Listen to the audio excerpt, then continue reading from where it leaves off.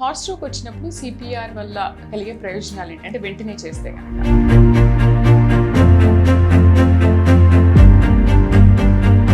CPR ఎఫెక్టివ్గా ఉండాలి అంతే. నీ కర్తవ్యం నువ్వు చేయాలి, జబ్బు మీద ఆధారపడి ఉంటుంది.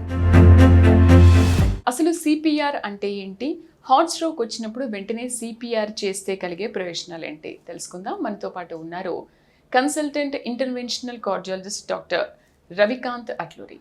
నమస్తే సార్.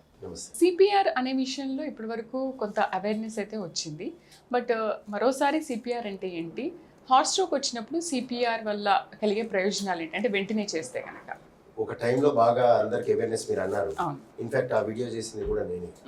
అంటే అది ఎప్పుడు అంటే తారక రత్న గారు when he fell down in the crowd, మీకు తెలుసుంటే కుప్పంలో ఆయన పడిపోయారు కింద. ఆ పడిపోయినప్పుడు అప్పటికప్పుడు somebody has come home and took this thing. అప్పుడు చాలా మందికి చాలా అపోహలు ఉన్నాయి. అంటే వై డిడ్ ఇట్ హ్యాపెన్, ఇంకోటి ఆయన అబ్రాడ్ నుంచి ఎందుకు డాక్టర్లు వచ్చారు, ఇట్లా రకరకాలు. సో ఆల్ దట్ ఆ వీడియోలో ఉందన్నమాట. That is how CPR went in to the crowd at peak అనమాట. ఆ టైంలో వెళ్ళి చాలా మంది సిపిఆర్, ఇప్పుడు సిపిఆర్ మీద లాట్ ఆఫ్ కామెడీలు కూడా అవుతున్నాయి. అంటే ఏ విషయంలో అంటే కొంతమంది తెలియదు, మనం చెప్పిన వీడియోని చూసేసి వాళ్ళు ఏదో చేసేస్తారు, చేశాను అనుకుంటారు. సో దీంట్లో సైన్స్ ఉంటుంది. There is a science behind doing a CPR. First point, why we're doing, ఎందుకు చేస్తున్నాం, ఏ విధంగా చేయాలి. సో ఇది మనకి ఫస్ట్ అర్థం కావాలి. అసలు ఎవరికి చేయాలి, ఎక్కడ చేయాలి, ఎలా చేయాలి, సైన్స్ బిహైండ్ అంటే చేస్తే ఏంటి అసలు, ఇది మనకి తెలవాలి. నేను ఒక్కొక్క దానికి చిన్న చిన్న ఎగ్జాంపుల్స్ చెప్తాను, so that people won't do it wrong. So ఒక ఫస్ట్ పాయింట్ నేను చెప్పేది ఏంటంటే, సిపిఆర్ అనేది కార్డియో పల్మనరీ రిసస్కిటేషన్. అంటే కార్డియో అంటే గుండె, పల్మనరీ ఊపిరితిత్తులు, రిసస్కిటేషన్ అంటే వాటికి మనము మళ్ళీ మనకు వచ్చే విధంగా ప్రయత్నం చేస్తున్నాం. సో ఇది ఎవరికి చేస్తాం, ఎవరికైతే గుండె ఆగిపోతుందో, గుండె బాగున్న వాళ్ళు నార్మల్గా ఉన్న వాళ్ళకి చేయకూడదు. ఇప్పుడు ఎందుకు ఇది చెప్పాను అంటే, స్ట్రోక్ కాదు, అదేంటో కూడా తెలియదు మనకి. ఎందుకంటే నీకు తెలిస్తే నువ్వు డాక్టర్ దగ్గరికి వెళ్తావు.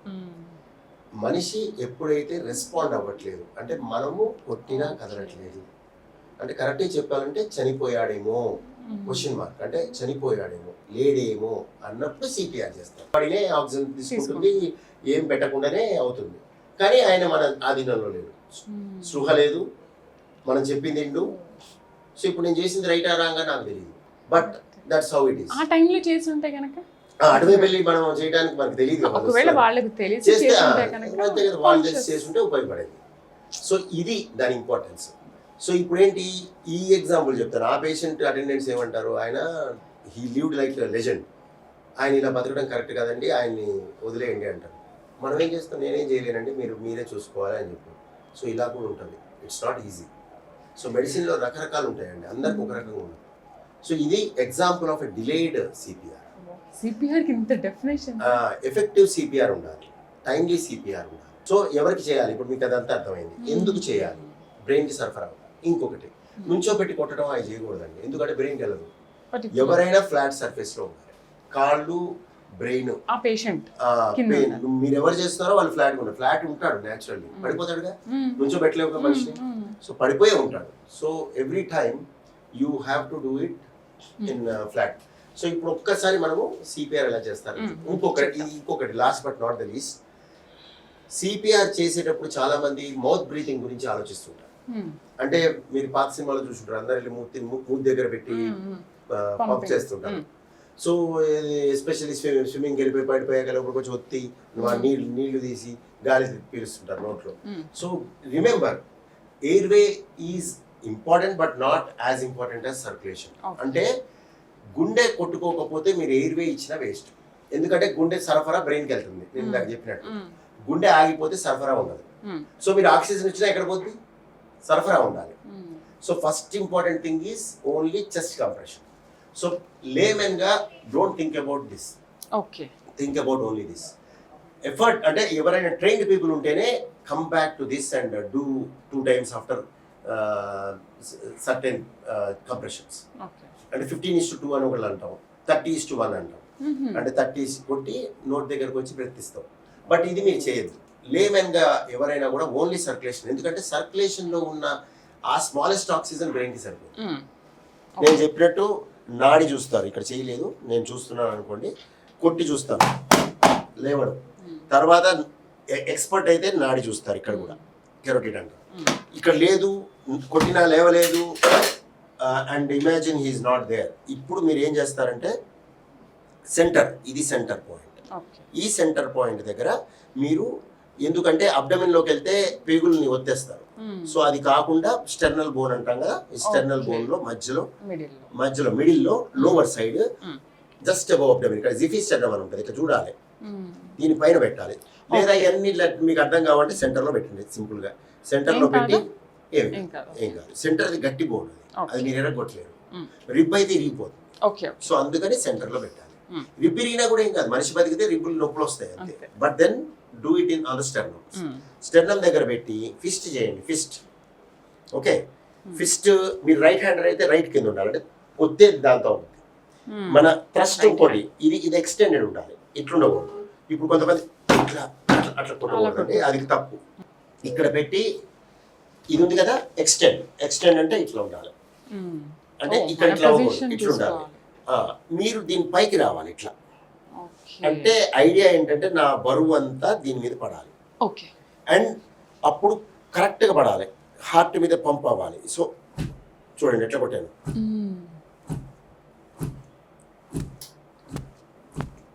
జనరల్గా 80 to 100 per minute. ఆ లెక్క మీకు అనవసరం, కానీ మీరు చేయలేరు, అది కామన్ మ్యాన్గా జస్ట్ డూ దిస్. ఈ రెండు నేను చెప్పినట్టు ఎక్స్టెండెడ్ ఉండాలి, ఇట్లుండకూడదు, ఇట్లుండాలి, అండ్ మీరు పైకి రావాలి. సో ఈ సపోజ్ మీరు ఆయన జస్ట్ ఇప్పుడు నేనంటే హైట్ ఉన్నాను, మనం సరిపోయింది. లేకపోతే మీరు పైకి ఎక్కి నీల్ డౌన్ చేయాలి. Kneel down like this for example, ఇలా ఉంటారు, ఇలా ఉంటారు. Okay, either this or if you are okay you can do like this. So ఇక్కడ ఉండి ఇట్లుండి కీప్. ఎంతసేపు ఆయన మీరు అలసిపోయితే వేరే వాళ్ళకి ఇవ్వాలి, మీరు అలసిపోతే వేరే వాళ్ళకి ఇవ్వాలి, లేదా ఈయన లేవాలి, అప్పటి వరకు మీరు చేయాలి, లేదా ఎక్స్పర్ట్ రావాలి, అంటే టీమ్ 108 కానీ ఎవరైనా టీమ్. సో నేను హీరో నేనే చేస్తాను అనద్దు, you have to try doing it, but tired అయిపోతారు. నిజంగా అయితే కనుక టైర్డ్ అయిపోతారు, ఎక్కువసేపు చేయలేదు. సో నేను డ్రెంచ్ విత్ స్వెట్స్ చాలాసార్లు అట్లా చేస్తే. సో అసలు కార్డియాలజిస్ట్ మాకు అవకాశం రాదు, జూనియర్స్ చేస్తుంటారు, మా వరకు రాదు ఇలాంటివి. మా వరకు ఎక్కువ అనుకోకుండా ఎక్కడెక్కడో జరుగుతుంది. ఒకసారి నేను గచ్చిబౌలి షాగ్ హౌస్ రెస్టారెంట్ కూడా చేయాల్సి వచ్చింది. ఎలా చేయాలనే ఇది ఒక్క పాయింటే గుర్తుపెట్టుకోండి, నోరు మీద కాన్సన్ట్రేట్ చేయకండి, నోరుకి వెళ్ళి అక్కడ ఇవ్వాలి అనేది చేయకండి, చెస్ట్ కొట్టుకుంటూ వెళ్తే చాలు మీ వరకు. అండ్ ఇంపార్టెంట్గా నేను చెప్పిన ఆ పాయింట్స్, గట్టి కొట్టడం, నాడి చూడటం, దొరికితే మీకు తెలిస్తేనే, తెలియకపోతే గట్టి కొట్టి కళ్ళు అంటే రెస్పాండ్ అవుతున్నారా లేదా అని చూసి, రెస్పాండ్ కాకపోతే స్టార్ట్ చేసేయచ్చు. కొట్టిన వెంటనే ఆయన లెగిసాడు అంటే వదిలేయచ్చు, అంతేకాదు. లేచాక అతను వెంటనే హాస్పిటల్కి లేస్తే హాస్పిటల్కి వెళ్తారు. అసలు అట్లా బెటర్ నాట్ ఆల్వేస్. ఒకళ్ళు ఇది చేస్తుంటే ఇంకోళ్ళు దే కాల్ 108, అంబులెన్స్ వచ్చే వరకు చేయాలి. ఎప్పుడు కూడా మీరు పేషెంట్ తీసుకెళ్లే ప్రయత్నం చేయొద్దు, మీరు అక్కడే ఉండి అంబులెన్స్ పిలుచుకోవాలి. That is the best way of doing it. Chest compression. చాలా మంది సిపిఆర్ చేస్తే వెంటనే కోలుకుంటారా, అంటే ఎంత పర్సెంటేజ్? జనరల్ గా 100లో కారణం మీద ఆధారపడి ఉంటుంది. కారణం మీద దెబ్బతిన్న గుండె బయటకు రాదు యూజువల్గా.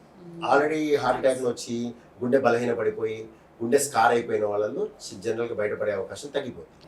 అలాంటి వాళ్ళలో 100లో 10 మంది 20 మంది మాత్రమే వెనక్కి వస్తుంది, 10 కూడా కాదు, ఇంకా లెస్ దెన్ దాట్. గుండె బాగున్నోళ్ళు, గుండెలో ఏ జబ్బు లేని వాళ్ళు బయట, వాళ్ళకి వేరే కారణం వల్ల అయిన వాళ్ళు బయటకు వస్తారు. అండ్ గుండెలో వాళ్ళు కూడా హార్ట్ అటాక్ ఫ్రెష్గా వచ్చిన వాళ్ళు బయటపడతారు. పాత హార్ట్ అటాక్ స్కార్ అయిపోయిన గుండెలు అయితే బయటపడే అవకాశం తగ్గిపోతుంది. ఫ్రెష్ హార్ట్ అటాక్ వచ్చినప్పుడు మాత్రం బయటపడే అవకాశం పెరుగుతుంది. 100లో 50 మంది బయటకు వస్తారు. సో ఇదంతా స్టాటిస్టికల్. ఎంత సిపిఆర్ చేసినా కూడా అవకాశాలు ఉండవంట. సిపిఆర్ ఎంత చేసామని కాదు, జబ్బు బట్టి ఉంటుంది. సిపిఆర్ ఎఫెక్టివ్గా ఉండాలి అంతే, నీ కర్తవ్యం నువ్వు చేయాలి. జబ్బు మీద ఆధారపడి ఉంటుంది అంటే బయటకు వస్తారా లేదా అనేది. చాలా పెద్ద డెఫినేషన్స్ సిపిఆర్ అంటే. నిజంగా అవేర్నెస్ వచ్చింది కదా పర్లేదు చేస్తున్నారు అనుకుంటున్నాం, కానీ అమ్మో సిపిఆర్ విధానం అనేది ఇంత పెద్దగా ఉంటుందని నిజంగా ఎవరికీ తెలియదు. మీరు ఒక్కొక్క ఎగ్జాంపుల్తో చాలా బాగా చెప్పారు. రైట్ సార్, అయితే ఏదైనా ఒక ప్రాబ్లం వచ్చినప్పుడు చాలామంది ఒక డాక్టర్ దగ్గరికి వెళ్ళినప్పుడు చూయించుకుంటారు, ఓకే సాటిస్ఫై అవ్వరు, ఇంకొక doctor second opinion, third opinion. ఇది జనరల్గా అందరికీ వచ్చే క్వశ్చన్ సార్, ఎందుకు వెళ్తుంటారు అలా? వెళ్ళటం అనేది తప్పు కాదు, కాకపోతే ఏంటంటే కొన్నిసార్లు ఏమవుతుందంటే నేను చూసి అది కొంతమంది టూ మచ్గా జబ్బే లేకుండా అక్కడిక్కడ తిరగడం జరుగుతుంటుంది, వ్యాధి లేకుండా వాళ్ళు భయస్తులు ఉంటారు చాలా మంది, హెల్త్ యాంగ్జైటీ అంటాం. ట్రూగా ప్రాబ్లం ఉండి ఆ ప్రాబ్లం సొల్యూషన్ డౌట్ఫుల్గా అర్థం కాని వాళ్ళు మాత్రం 2-3 చోట్ల చూపించుకునే పరిస్థితి వస్తుంది, సెకండ్ ఒపీనియన్, థర్డ్ ఒపీనియన్. ఫైనల్గా మేము వాళ్ళని we will try to always help them. But కొంతమంది మాత్రం హెల్త్ యాంగ్జైటీ ఉన్న వాళ్ళకి ఫైల్ పెరుగుతూ ఉంటుంది కానీ వాళ్ళకి సొల్యూషన్ రాదు. వాళ్ళు యాక్చువల్గా సైకాట్రిస్ట్ని కలవాలి, దీని హెల్త్ యాంగ్జైటీ పేషెంట్స్. బీపీ గురించి ఒక చిన్న మాట చెప్పండి సార్. బీపీ అనగానే చాలా మంది భయపడుతుంటారు, అదొక పెద్ద రోగం అని చెప్పేసి. నిజంగా రోగమా? అంటే బీపీ అనేది యాక్చువల్గా blood pressure is silent killer అంటాం. అంటే బీపీకి లక్షణాలు ఉంటాయి. ఒక అపోహ ఏంటి అంటే బీపీతో కోపం వస్తుంది అనేది ఒక అపోహ, బీపీతో తలనొప్పి వస్తుంది అనేది ఒక అపోహ, బీపీతో కళ్ళు తిరుగుతాయి అనేది కూడా ఒక అపోహ.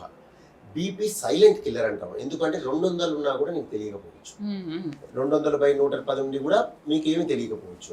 అయితే ఇది అవేర్నెస్ ఇవ్వడానికి బీపీ గురించి చెప్పడం జరిగింది అందరికీ. అయితే దీనికి కొంతమంది భయపడిపోయి భయంని బీపీ అనుకోవటం, కోపాన్ని బీపీ అనుకోవటం, యాంగ్జైటీని బీపీ అనుకోవటం, ఇవన్నీ చూసి అప్రెన్షన్ ఫీల్ అయ్యి అంతా కన్ఫ్యూజ్ చేస్తుంటారు అందరినీ. సో బీపీ అనేది ఫ్యూచర్ కోసం కంట్రోల్ చేస్తాం. ఇట్ ఈస్ సంథింగ్ లైక్ మీరు ఒక ఎగ్జామ్ ఎంట్రన్స్ కొట్టాలి అంటే ఒక 10 ఏళ్ళ తపస్సు చేసినట్టు బీపీని అదుపులో పెట్టుకున్నట్టయితే 10 ఏళ్ళు మీకు వచ్చే పెరాలసిస్ కానీ హార్ట్ అటాక్ కానీ దానివల్ల పోస్ట్ పోన్ అవుతాయి. అది ఉద్దేశం, అంతేగాని లక్షణాలు కావు. అంటే బీపీ ఇంతుందని లక్షణాలు అట్లుండదు. బీపీ సైలెంట్ కాబట్టి అది. తర్వాత మరి లక్షణాలు ఎందుకు వస్తున్నాయి? భయంతో వస్తాయి, భయపడిపోవటం వల్ల. అంటే నాకు బీపీ ఉందని అనుకొని వీళ్ళు టెన్షన్లోకి వెళ్తుంటారు. అది వేరు, అది అప్రహెన్షన్ అంటాం, fear, apprehension, anxiety. So that is అదంతా డిఫరెంట్ సబ్జెక్ట్. కానీ వాళ్ళు కూడా పాపం సఫర్ అవుతుంటారు, వాళ్ళకు కూడా మేము సొల్యూషన్ ఇస్తాం, యాంగ్జైటీ పిల్ ఇచ్చి will try to educate them. But then చాలా మంది దాన్ని అర్థం చేసుకునే శక్తి తక్కువగా ఉంటుంది. సో ఇంకోటి ఏంటంటే బ్లడ్ ప్రెషర్కి కన్ఫ్యూజ్ అయిపోతూ ఉంటారు.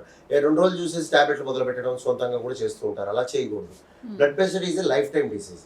ఒకసారి వచ్చింది అంటే బీపీ లైఫ్ టైం ఉన్నట్టే.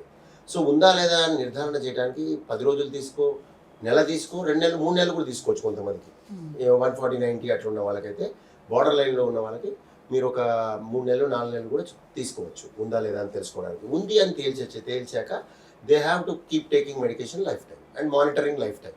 డాక్టర్ని సంప్రదించడం కూడా లైఫ్ టైం చేయాలి. అంతేగాని బ్లడ్ ప్రెషర్ మీద అవగాహన తప్పుగా ఉండి భయపడిపోవడం అనేది చేయదు. అది భయపడేది ఉంది. దాంట్లో హైపర్టెన్సివ్ ఎమర్జెన్సీ క్రైసిస్ అని ఉంటాయి. అవి డిఫరెంట్. ఏంటంటే అది ఒక రోజులో వచ్చేవి కావు. ఇట్లా బ్లడ్ ప్రెషర్ని తెలియక వదిలేసి ఎప్పుడు చూపించుకోకుండా ఉంది, అది స్లోగా 5 ఏళ్లలో 240/120 అట్లా వెళ్ళిపోయి బ్రెయిన్లో బ్లీడ్ అవ్వటం కానీ, ముక్కులోంచి బ్లీడ్ అవ్వటం కానీ, తర్వాత ఆయాసం వచ్చి హార్ట్ ఫెయిల్యూర్ అవ్వటం కానీ వస్తుంది. అదే హైపర్టెన్సివ్ ఎమర్జెన్సీ అని. సో అది వేరు పూర్తిగా. ఒక్క రోజులో జరిగింది కాదు, అంటే నిన్న లేదు ఇవాళ వచ్చింది కాదు.